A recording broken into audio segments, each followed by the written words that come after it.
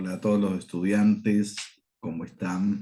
Bueno, después del intento fallido de poder comunicarnos con algunos, las redes allí en el seminario no estaban funcionando bien por un accidente que hubo, pero bueno, a partir de ahora están mejorando. Aprovecho enviarles hoy nuevamente, ya que también había otro detalle con la plataforma. Pero bueno, aquí estamos. Recuerden bien, hay dos exámenes solamente. Uno de ellos es el pequeño repaso que vamos a hacer ahora. Son 10 preguntas. Algunas están en las lecturas que ustedes hicieron. Otras van a ser por deducción. Algunas van a tener que preguntar cualquier cosa en el canal de preguntas o entre ustedes, pero no son difíciles, son preguntas de repaso. Y el segundo tema es el tema de a libre elección de un reformador que ustedes ya tienen en sus posibilidades, ¿no? Hay por lo mínimo 10 reformadores, no mucho, máximo 1000 palabras, 900, 1000 palabras, porque no hay mucho espacio. Yo le dije un poquito más a un principio, pero y después vamos a hacer un simulacro la última semana y el día del examen final oral ustedes defienden esta última investigación. Bueno, paso a repasar las 10 preguntas, muy sencillas por cierto. Algunas les voy a explicar, otras ustedes las vieron. Así que bueno, cualquier cosa me van a preguntar después por los canales del foro, más que nada. Vamos, así que son sencillas y tomen nota. Voy hacia hacia el- la hoja. Aquí ustedes tienen la planificación que dice orientador en teología, TOCT, segundo cuatrimestre, distancia 2022. No se olviden poner el nombre. Si bien yo les voy a encontrar en su espacio para subir el parcial, número 1, seguramente el nombre vale porque es un documento. Número 1, aquí distinguir por lo menos 3 evidencias extrabíblicas del Jesús de la historia. Recuerden que nosotros en la Biblia leemos un Jesús de la fe, de la historia, puede ser, no hemos visto en clases, pero algunas cosas sí, ustedes pueden googlear, pueden encontrar evidencias de hombres que no están dentro de la Biblia, ustedes pueden encontrar como Flavio Josefo, como las cartas de Plinio, pueden encontrar aún Celso, que habla no bien de los cristianos. Yo he encontrado en cualquier este, red seria por lo mínimo 12 evidencias. Yo le pido 3 por lo mínimo. Mencionen, no hace falta desarrollar, ¿no? Eh, Segundo, ¿por qué razones la geografía donde nació Jesús es estratégica? Mencione por lo mínimo 2 de ellas. Recuerdan que hemos visto y el mapa mostraba una especie de embudo por donde todas las los 3 in- no imperios, podían ser imperios o fuerzas asiáticas, de un lado podían ser Persia, Sasánida o Asiria, en cualquier momento, o Europa, pasaban hacia África o bueno, parte de Arabia, que es Asia, ¿no es cierto? Es una estrategia geográfica. Otra estrategia es que es el centro del mundo. Para aquellos tiempos era como un rincón. Recuerden lo que decía el mismo Celso, que criticaba: ¿acaso que Dios va a ir a un rincón del mundo? Por eso esa pregunta está hecha aquí. Tercera pregunta: la expansión del cristianismo primitivo fue favorecida en buena medida por tres factores. Recuerdan: el Imperio Romano, el mundo griego y el mundo hebreo. Les hablé en uno de los videitos que están allí en el programa. Dice todo lo que es, ¿no? El Imperio Romano como un gran paraguas que cubría todo. El mundo griego que favoreció con algunos elementos importantes, entre ellos el idioma, tanto en el orden exegético como poder hablar de todo, ¿no? Y el mundo hebreo, sí, hay por lo mínimo 5 cosas que pueden mencionarlas solamente. La cuna del cristianismo, Jesús creció también en un mundo hebreo, más que nada, ¿no? Después hemos hablado de las oposiciones. Ustedes encontraron en sus apuntes la oposición popular, que fueron primero el malentendido cristiano o las prácticas cristianas, de malentendido aún en tiempos muy tempranos. Podían ser judíos o podían ser paganos que lo entendieron mal. La cena del Señor es un ejemplo clarísimo de que comer pan, comer el cuerpo o tomar sangre, una cosa así.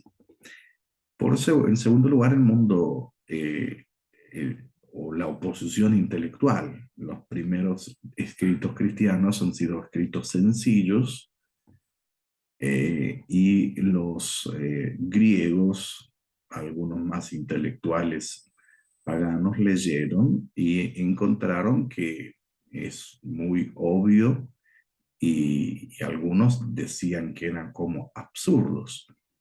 A esto aparecieron los apologistas, uno de ellos Tertuliano, filósofo, después más adelante y otros como Orígenes, de Alejandría, y encontramos también otros padres de la iglesia, no padres apostólicos, son los apologistas. Defendían este tipo de cosas. Y la oposición oficial, es decir, la oposición del Imperio Romano, empieza a partir del año 64. Eh, Creo que en alguno de los videos ustedes pueden encontrar las oposiciones principales. Lo importante no es tanto la oposición en sí, sino lo que significó para la fe cristiana. La oposición puede ser importante, y de hecho muchos entregaron sus vidas allí. Recuerden que no solamente hubo oposición dentro del Imperio Romano, cuando el cristianismo fue hacia más allá del Imperio Romano, o junto, en el mismo momento que se expandía dentro del Imperio Romano, se expandía a otros lugares también. En Siria no los hubo, pero en Persia, Sasánidas, sí hubo persecuciones. Eso mucho más adelante. Bien, la cuarta ya estaría mencionada. La quinta, en Palestina, para el tiempo de Jesús, es mejor decir Judea romana, porque Palestina era antes. Palestina, sí, para ser más técnico, es después de la caída del Imperio Romano, perdón, la caída de Jerusalén por manos de Roma. Era un lugar políglota. No se vivía con un idioma o dos. Se podían distinguir idiomas varios. Jesús habló varios idiomas. Diríamos que era un políglota en alguna manera, ¿no? Latín. El latín era un idioma imperial que hablaban más que nada los soldados y las autoridades que podían venir por el Imperio Romano a la provincia de Judea o Samaria, o a quien correspondiera. Era un idioma más bien reservado para las autoridades. El hebreo, un idioma de altos religiosos judíos, seguramente cuando Jesús discutió con los sacerdotes, cuando los padres lo perdieron en el templo, o discutía con otros, o hablaba con los religiosos, fariseos, saduceos, hablaba en el hebreo. Era un idioma de la religión y tema de la Torá o de la Biblia o el Antiguo Testamento. El arameo era un idioma más bien hogareño, se hablaba por fuera de Jerusalén, y los hogares de origen hebreo eran no un dialecto, pero una mezcla de aquellos que cuando volvieron del exilio o algunos que se quedaron en el exilio, se ha generado un idioma arameo. Jesús habló en arameo, era el idioma cotidiano. Y el griego era el idioma global, griego común, que ustedes estudiaron en Nuevo Testamento. Previo al Imperio Romano estaba el Imperio helénico, que utilizaba el idioma griego común, porque hay otros griegos como el ático o o el griego jónico, que son griegos más complejos, podríamos decir, como el inglés hoy de Oxford, o en inglés hablado en cualquier una de nuestras naciones, que podemos comunicarnos, una manera de balbucear. Pero el griego sí, probablemente que Jesús habló.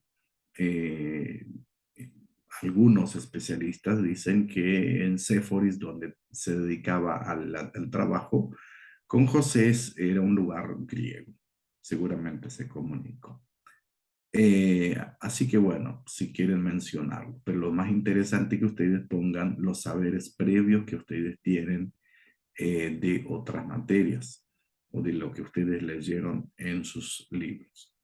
Sexto, de todas las prácticas del cristianismo primitivo, ¿cuáles fueron las principales? Hay muchas, muchas, hay más de 10, 15, 20, pero hay tres sí que vamos a mencionar. No solamente mencionen, pongan qué significa. Especialmente el bautismo, cómo era el bautismo, qué forma, quiénes eran los bautizados, al menos agreguen esto, no solamente mencionen. Miren que bajo la nota en este caso. La cena del Señor, qué significado tenía, dónde la practicaban, y podían también decir la predicación, si quieren agregar alguna más, como la práctica de bienes, que es muy interesante en la iglesia primitiva, ¿no? Así que bueno, ahí le pido de todas las prácticas las tres principales. Séptimo, elija un padre de la iglesia, describa algunos de esos aspectos que le llaman la atención. Padres de la iglesia son aquellos discípulos de los discípulos de Cristo. Después de la partida del Señor o la venida del Espíritu Santo, los discípulos dejaron, o sea que dejaron una iglesia o a los discípulos se les llamaban padres apostólicos, aquellos que tenían contacto directo de Jesús. Ahora, los que no tenían contacto directo de Jesús, caso Pablo no tenía, pero es como un padre apostólico por su conversión, por sus cartas y por todo lo demás, ¿no? De alguna manera se arregla el asunto. Pero bueno, pero estos son generaciones posteriores. A ellos se les llaman padres de la iglesia. Es muy interesante siempre leerlos. Tertuliano como el primer filósofo, apologista, Orígenes de Alejandría como el primer teólogo, Clemente Roma, Policarpo, el primer padre apostólico, uno de los primeros martirizados, Ambrosio Milán, Eusebio Cesarea, nuestro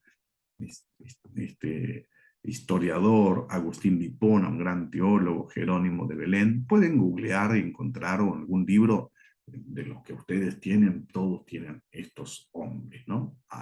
pongan al nombre que le gusta uno solo y una característica que a ustedes le atrae la atención. El punto 8 es muy importante porque el emperador Constantino, que aparentemente es pro-cristiano, es considerado como un punto de inflexión para el cristianismo en toda su historia. Recuerden, Constantino no oficializó el cristianismo, legalizó, oficializó más bien Teodosio, muchos años más adelante. Pero hay ciertas tácticas que ustedes van a encontrar de Constantino que aparentemente fue para bien, porque eh, se calmó la persecución a los cristianos, pero en cuanto a la misión de la iglesia, deja mucho que desear. Entonces hoy le tiramos bastante leña al fuego pensando en un Constantino que no hizo tanto bien al cristianismo en su misión al futuro. Así que piensen, es una pregunta para pensar, no es una pregunta para contestar y quedar bien con el profesor, ¿no? Y de las influencias del Imperio Romano al cristianismo durante Constantino, ¿qué vestigios de esto pueden estar presentes en el cristianismo contemporáneo? Aún en la iglesia de ustedes. Ejemplo, en la iglesia que estaba congregada en la catacumba en Occidente. En Oriente es otra cosa. Que ustedes vieron en Edesa, hay más opciones, hay templos muy temprano, pero dentro de Occidente no había templos sino recién con Constantino. En Oriente sí, hay templos más temprano, pero los templos ostentosos de Constantino hacen que haya repartición, haya grandes obispos, lugares especiales para gente especial, eh, profesionalización del culto, porque como va a venir no, Constantino no creo que venía, pero algún oficial del imperio venía, cómo va a venir y cómo no lo van a cuidar y no lo van a tener bien. Todas estas cuestiones hicieron que el cristianismo se comportara distinto. Lo mismo también, muchas conversiones eran porque el imperio de alguna manera favorecía al cristianismo y muchos querían pertenecer al imperio, estar legalizado, al menos en este caso, ¿no? Bautismo por aspersión, que pasaban con los carruajes los soldados y tiraban con una rama el agua y bueno, a quien le tocó, era parte del imperio, ¿no? Este vestigio a veces atrasó la misión. La misión no ha sido la misma. Bien. Y ahí ustedes pueden opinar también algunas cosas más. Y décimo, de los reinos o naciones fuera del Imperio Romano, Edesa, Armenia, Etiopía, Arabia, India, ¿qué importancia tienen para el cristianismo de la actualidad? Responder con sus propias palabras. Muchas cosas importantes. Edesa, Siria, un primer lugar donde hay un primer rey convertido, alrededor del año 178. Tiene el primer templo que recuerda la historia, mucho antes que Constantinopla. Hay una himnología, hay poetas, hay escritores. Armenia, también donde toda una nación se convierte. Etiopía también una historia muy linda desde la Biblia, desde el Nuevo Testamento encontramos la experiencia de Felipe y con la diplomacia del eunuco que venía, no es el carrito que nos enseñaron en la escuela bíblica, sino que es mucho más. Era un diplomático. Arabia, ¿por qué Arabia hoy no es cristiana? Una gran pregunta. India, desde muy principios de los primeros siglos hay informes que hubo cristianos allí. Una gran pregunta más que una respuesta. pero respondan uno, dos, tres de estos lugares y escríbanlo. Un examen de repaso, un examen para que ustedes puedan mirarlo, mirar también el material que ustedes tienen a mano por allí, ensayar sus propias ideas, y bueno, cualquier pregunta que tengan, háganlo dentro de los canales acá de nuestra pantalla Moodle, y espero darles una respuesta pronto. Bueno, prepárense con la segunda evaluación. Este es un simulacro, es un ensayo. Cada pregunta es sumativa, pero no se preocupen que sea algo definitorio, es un parcial. Y también es un repaso que nos va a ayudar a tener todo lo que cursamos, al menos hasta el siglo quinto, sexto, en orden, ¿no? Bueno, disculpen que los haga de este modo.